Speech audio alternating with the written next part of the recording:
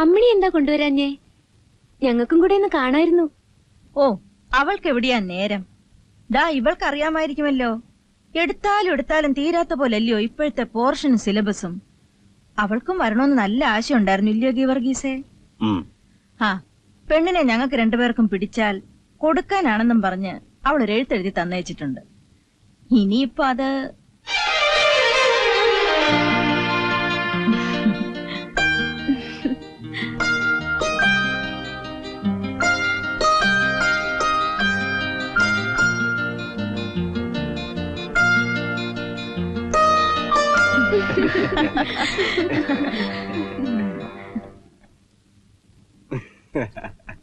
അല്ല, ഇനിയിപ്പോ ഇത് എന്ന്, എവിടെ വെച്ച്, എപ്പോഴ് എന്നൊക്കെ കൂടിയേ?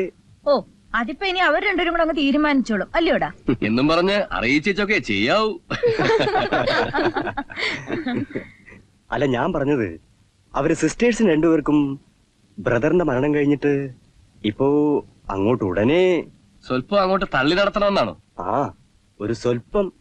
അറ്റ്ലീസ്റ്റ് ഈ അക്കാഡമിക് ഇയർ തീർന്ന് വെക്കേഷൻ വരേക്കെങ്കിലും.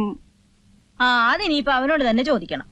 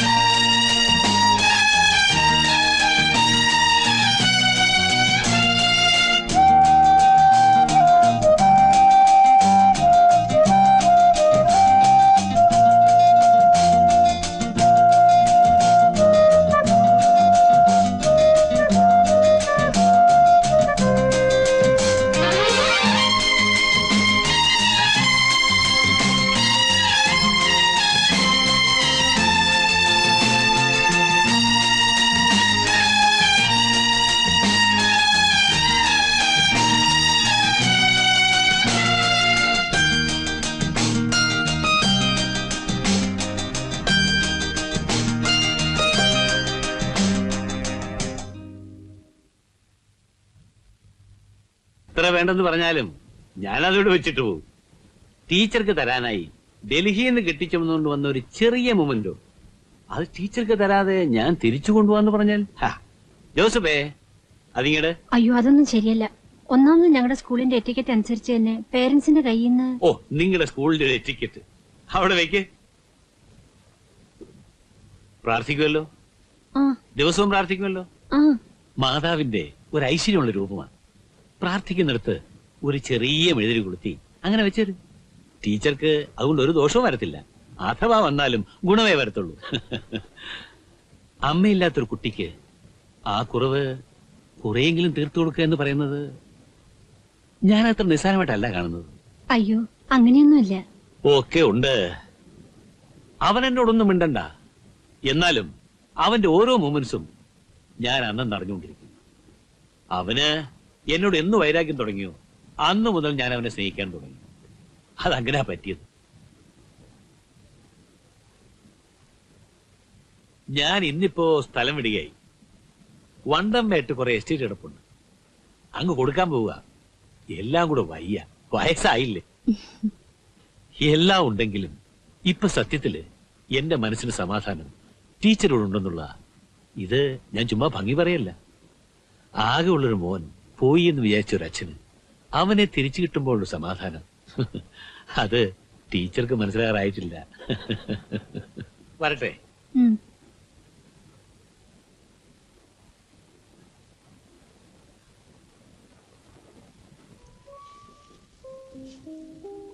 നമ്മുടെ പുറകെ പുള്ളി സ്പൈയെ വിട്ടിട്ടുണ്ടെങ്കിൽ അദ്ദേഹത്തിന്റെ ചുറ്റും റഡാറാ ഫിറ്റ് ചെയ്തിരിക്കുന്നത്. ഇതിപ്പോ ഇങ്ങോട്ട് പോരാൻ നേരത്ത് അപ്പച്ചൻ രവിയെ കൂടെ വിളിച്ചതാണല്ലോ അല്ലേ? വിളിച്ചു.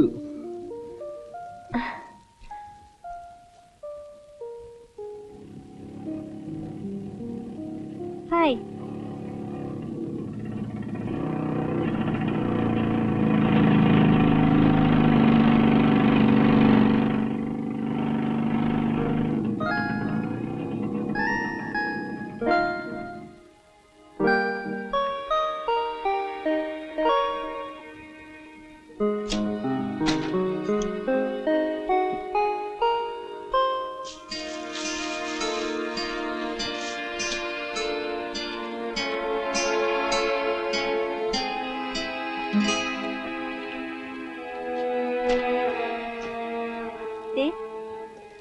ഇതെവിടുന്ന്?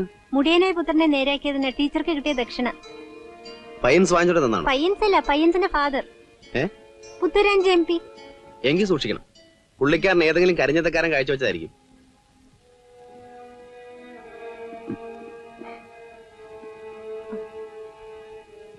ഏതായാലും സംഗതി കൊള്ളാം. ഇനി ഇത് കണ്ണുപെടണ്ട, വരൂ. ആ, നിങ്ങളിരിക്കെ. മാധവന് ഒരു ചെറിയ ഇലൂമിനേഷൻ നടത്തി വെച്ചിട്ട് ഞാൻ വന്ന് വിളിക്കാം. 2 മിനിറ്റ്. ഇതിനിടയ്ക്ക് ആരും വന്ന് എത്തി നോക്കരുത്. I will call you.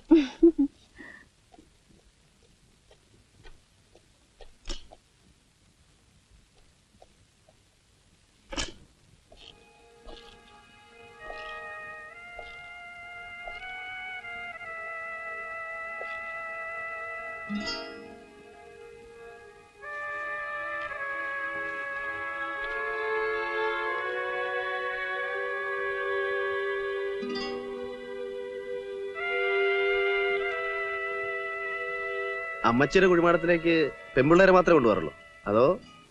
എന്നൊന്നുമില്ല. പയ്യൻസിന് ഒരുപാട് ഫാൻസ് ഉണ്ടല്ലോ, എസ്പെഷ്യലി പെമ്പിള്ളേര്. ഒരുപാട്? അത്ര കുറവൊന്നുമല്ല. ഗുഡ്. ഈ ഫാൻസ് എന്ന് പറയുമ്പോ അതിൽ സ്റ്റുഡൻസ് മാത്രമേ ഉള്ളൂ, അതോ ടീച്ചേഴ്സും പെടുവോ? കാണും.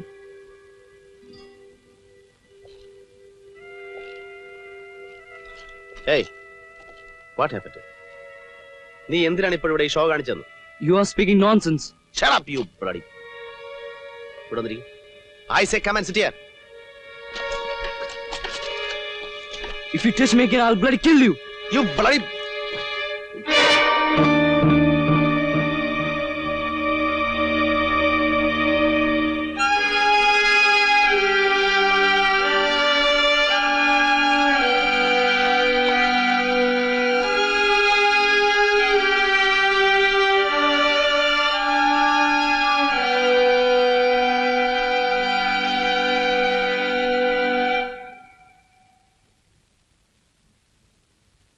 എവിടെ രവി? പോയോ? ആ, ഈ തേർഡ് അലവലാ നിങ്ങളെ വിളിച്ച് വീട്ടിൽ കയറ്റിയിരുത്തി ബാക്കിയുള്ളവരെ ഇൻസൾട്ട് ചെയ്യുന്ന ഇടപാടുണ്ടല്ലോ. You should stop it.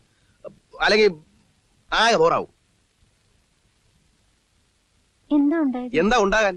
ഞാൻ ആ ചെറുക്കനോടൊന്ന് തമാശ പറഞ്ഞു, അപ്പൊ അവനത് പിടിക്കുന്നില്ല. എന്നെ അവൻ കൊല്ലും അത്രേ. Bloody shit. നിന്റെ വീടായി പോയി. അല്ലായിരുന്നെങ്കിൽ ഇന്ന് ഞാൻ അവന് കാണിച്ചു കൊടുത്തേനെ. ആ കുട്ടി ഒരു പാവമാണല്ലോ. പാവം നിന്നെയാ പറയേണ്ടത്. കാറും സ്റ്റാറ്റസും കവളിന്റെ നിറവും കൊണ്ട് അവനെ വിളിച്ച് വീട്ടിൽ കയറ്റി വെച്ചു. I hate that bastard. അവൻ ഇവിടെ വരുന്നതോ നീ അവന്റെ വീട്ടിൽ പോകുന്നതോ എനിക്ക് ഇഷ്ടമല്ല.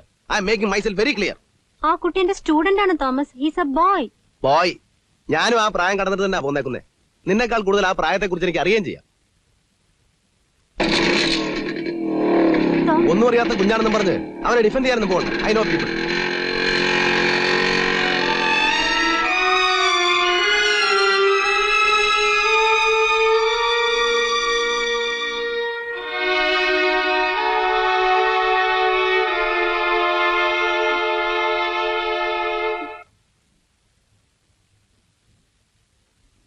രാത്രി ഫോൺ ചെയ്ത് ക്ഷമ പറയുകയൊക്കെ ഉണ്ടായി. കുറെ കൂടെ കുടിച്ചു കഴിഞ്ഞപ്പോഴായിരിക്കും എന്നാ തോന്നുന്നേ. ഓ, ഇതൊന്നും നീ അത്ര കാര്യമായിട്ട് എടുക്കണ്ട. ഈ ആണെന്ന് പറയുന്ന ഇനത്തിനെ ഭയങ്കര അസൂയ. ഇല്ലാന്നൊക്കെ അവര് ഭാവിക്കും. അത് ചുമ്മാതാ. പട്ടാളക്കാരനാവുമ്പോ ആ ഭാവിക്കല് കാണില്ല. അതുകൊണ്ടങ്ങ് പ്ലെയിനായി പോവാ. അത്രേ ഉള്ളൂന്നാ എനിക്ക് തോന്നുന്നേ. എന്നാലും എന്നെ ആ കുട്ടി കാണുന്നത് അവന്റെ അമ്മയെ പോലെയാ. എനിക്കതറിയാം. അസൂയ എന്ന് പറഞ്ഞാലും ഒരു ലിമിറ്റുണ്ട് എന്തിനും.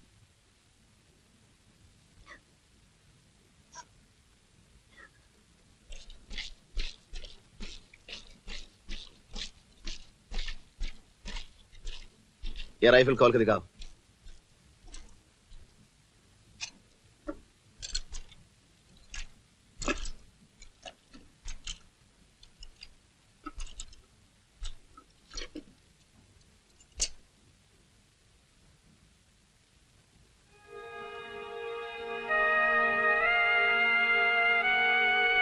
ये क्या राइफल साफ किया है? दोबारा इसे साफ करके दिखाओ। चलो भागो इधर से।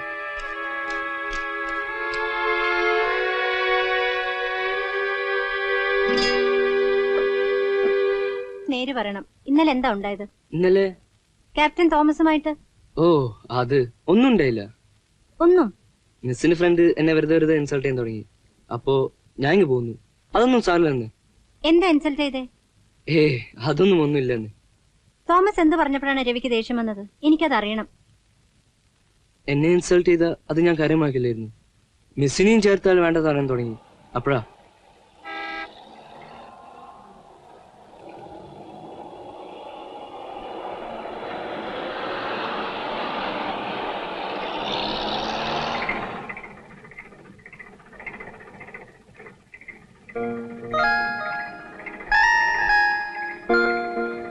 കേറ്. ബൈ.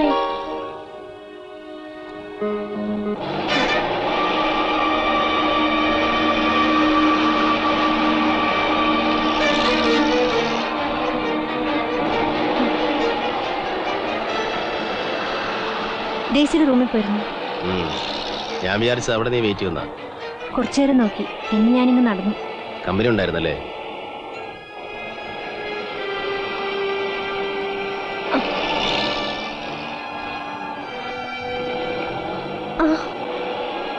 പ്ലീസ് ഒന്ന് നിർത്തോ, ഒന്ന് വണ്ടി നിർത്തോ.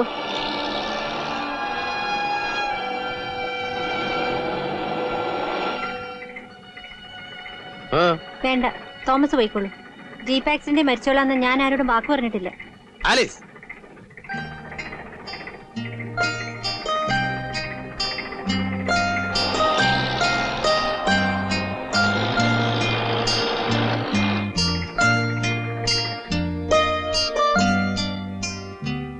ആലീസ്.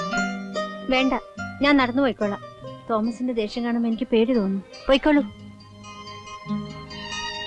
വേണ്ട, ഞാൻ നടന്നോളാം.